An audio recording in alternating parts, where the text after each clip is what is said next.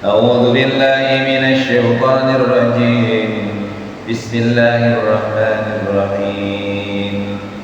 فلما أن جاء البشير ألقاه على وجهه فارتد بصيرا قال ألم أقل لكم إني أعلم من الله ما لا تعلمون قالوا يا أبانا استغفر لنا ذنوبنا إنا كنا خاطئين قال سوف أستغفر لكم ربي إنه هو الغفور الرحيم فلما دخلوا على يوسف آوى إليه أبويه وقال ادخلوا مصر إن شاء الله آمنين ورفع أبويه على العرش وخروا له سجدا وقال يا أبت هذا تأويل رؤياي من قبل قد جعلها ربي حقا وقد أحسن بي إذ أخرجني من السجن وجاء بكم من البدو من بعد أن نزغ الشيطان بيني وبين إخوته إن ربي لطيف لما يشاء إنه هو العليم الحكيم رب قد آتيتني من الملك وعلمتني من تأويل الأحاديث فاطر السماوات والأرض أنت وليي في الدنيا والآخرة توفني مسلما وألحقني بالصالحين ذلك من أنباء الغيب نوحيه إليك وما كنت لديهم إذ أجمعوا أمرهم وهم يمكرون وما أكثر الناس ولو حرصت بمؤمنين صدق Allahul Azim. Nah ini jadi sedikit flashback ke belakang. Jadi ketika saudara Nabi Yusuf di dalam perjalanan untuk menjemput Nabi Yakub dan untuk menyembuhkan Nabi Yakub dengan diberikan gamis daripada Nabi Yusuf yang diperintahkan untuk diusapkan ke mata Nabi Yakub nanti, maka ketika itu Nabi Yakub sudah ngomong sama keluarganya yang ada di tempat tinggalnya bahwa dia mencium bau Yusuf. Tapi kemudian keluarganya menganggap bahwa hal itu hanya hayalan. Maka kemudian falamma anja al-basyiru, maka ketika utusan yang membawa kabar gembira yakni saudara-saudara Nabi Yusuf yang disuruh menjemput Nabi Yakub datang di hadapan Nabi Yakub, maka kemudian alqahu ala wajhihi, maka gamis itu diusapkan kepada wajahnya Nabi Yakub, maka fartadda basira, maka kemudian mata Nabi Yakub yang tadinya buta tidak melihat, maka kemudian bisa melihat kembali. Qala, maka kemudian Nabi Yakub berkata, alam aqul lakum, sudah aku katakan kepada kalian bahwa aku mengetahui dari Allah sesuatu yang tidak kalian ketahui. Jadi kan Nabi Yakub dianggap ngayal, ini dianggap sebagai sesuatu yang hanya khayalan Nabi Yakub saja mengatakan bahwa saya mencium bau Yusuf. Tapi kemudian ternyata terbukti ketika utusan atau ketika saudara-saudara Nabi Yakub, saudara-saudara Nabi Yusuf datang ke tempat Nabi Yakub, maka mereka kemudian mengusapkan gamis Nabi Yakub ke mata atau ke wajahnya Nabi Yakub dan bisa melihatnya. Atau kemudian mengatakan kepada saudara keluarganya, kan aku sudah katakan kepada kalian bahwa apa yang aku ucapkan itu benar, dan aku diberikan sesuatu ilmu yang tidak kalian ketahui. Qalu, maka kemudian mereka, yakni para keluarganya yang tadi nggak percaya, yang menganggap bahwa Nabi Yakub sebagai ngayal, maka kemudian mereka berkata, ya abana, wahai bapak kami, wahai ayahanda, mohonkan ampunanlah untuk kami. Jadi astagfir lana dzunubana inna kunna khati'in. Wahai ayah, kami mohonkan ampunan untuk kami atas dosa-dosa kami, sesungguhnya kami adalah orang-orang yang bersalah dan berdosa. Jadi mereka begitu tuh, ya ayah, maafkan kesalahan kami. Kami ini memang salah karena kami ini adalah orang yang tidak mengetahui hal yang gaib. Qala, kemudian kemudian Nabi Yakub berkata, apa yang dikatakan, saufa astaghfiru lakum rabbi. Insyaallah nanti ayah akan memohonkan ampunan kepada Tuhan atas kesalahan-kesalahan kalian. Innahu huwal ghafurur rahim, karena sesungguhnya Allah Maha Pengampun lagi Maha Penyayang. Jadi mereka menceritakan tentang kesalahan mereka, mereka mengakui kesalahan mereka di hadapan Nabi Yakub. Ayah, kami mengaku bersalah karena kami dulu telah membuang Yusuf di sumur, di sungai, di sumur, dan kami begini.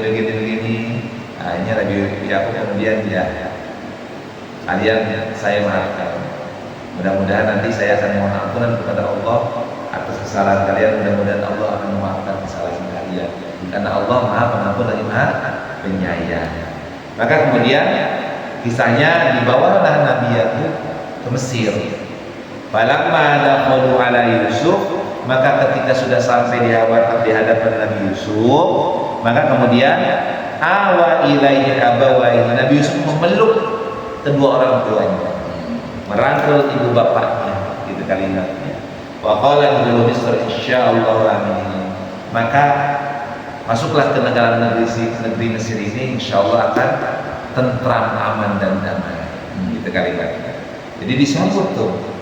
Jadi kedatangan kafilah atau kedatangan saudara-saudara Nabi Yusuf dengan ayahanda dan orang tuanya, ibu bapaknya, itu disambut oleh Nabi Yusuf dan dipeluklah kedua orang tuanya. Kemudian warafa abawi alal arsy, kemudian Nabi Yusuf meletakkan atau mengangkat ayahnya dan mendudukannya di dalam kursi tahta kerajaan. Kemudian wa kharru lahu sujada, kemudian dia bersujud di kedua kaki kedua orang tuanya. Jadi kalau simpelnya gini, ketika ayahnya datang dipeluklah ayahnya itu. Kemudian setelah selesai maka digandeng, kemudian ditempatkan di tempat singgasana Nabi Yusuf. Kemudian Nabi Yusuf bersujud di bawah telapak kaki kedua orang tuanya. Kemudian waqala, berkatalah Nabi Yusuf, ya abati, wahai ayahanda, inilah takwil itu adalah penjelasan bukti daripada mimpi dahulu. Inilah fakta daripada yang dulu saya mimpi. Sungguh Allah telah memberikan kebenaran daripada mimpi itu. Maqad ahsana bi, maka sesungguhnya Allah telah berbuat baik kepadaku ketika aku diselamatkan minas sijin. Jadi kalimatnya itu adalah diselamatkan atau dibebaskan aku dari penjara ketika membawa kamu dari dusun setelah setan merusak hubungan antara aku dengan saudara-saudaraku. Jadi gini kalimatnya.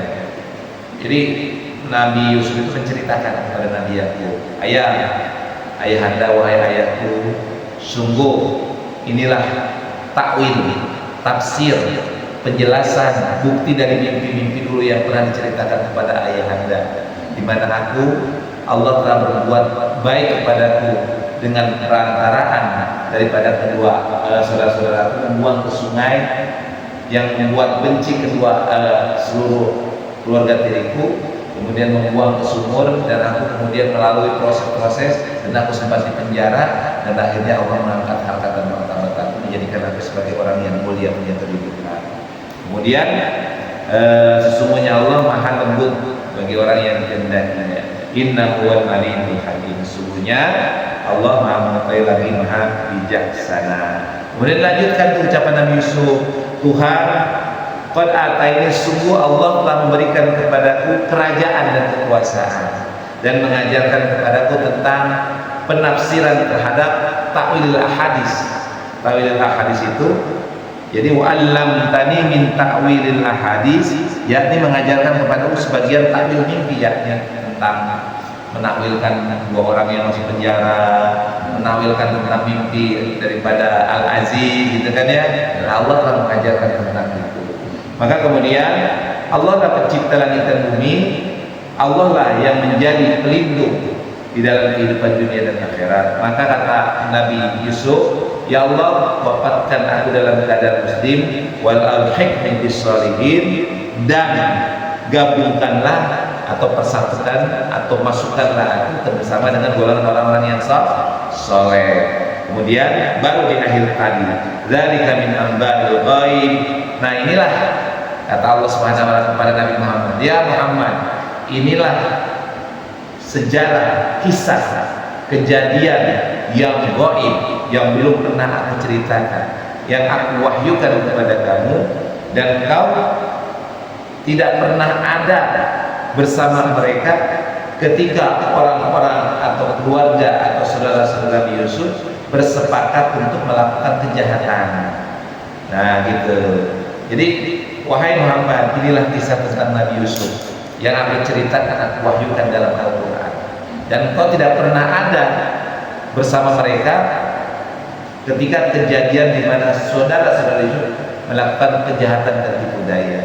Wa ma aktsarun nasi, dan Allah Subhanahu wa taala, kebanyakan manusia tidak akan beriman walaupun kau sangat menginginkannya. Jadi gitu tuh kata Allah, wahai Muhammad sallallahu alaihi wasallam, inilah kisah tentang Nabi Yusuf yang aku wahyukan kepadamu, dan kebanyakan orang-orang nanti yang kau akan kisahkan tidak akan percaya kepadamu gitu.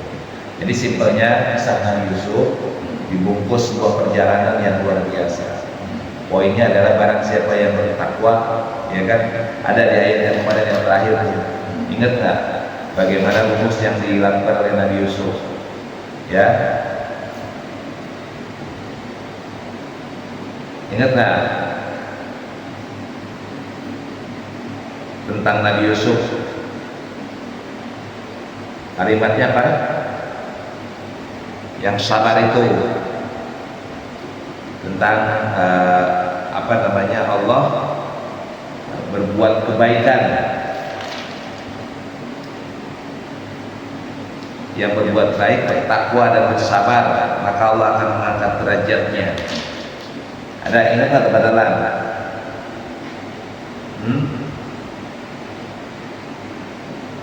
Yang intinya dari apa yang kita bicarakan, intinya bahwa apa, kita dalam hidup ini, apapun yang terjadi kepada kita, maka harus kita berpegang teguh kepada aturan Allah, bertakwa kita kepada Allah.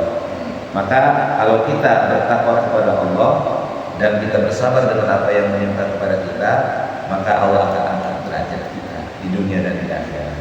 Maka inilah kisah Nabi Yusuf yang penuh dengan hikmah dan pelajaran. Ya, ada pertanyaan? Cukup. Shadaqallahul azim.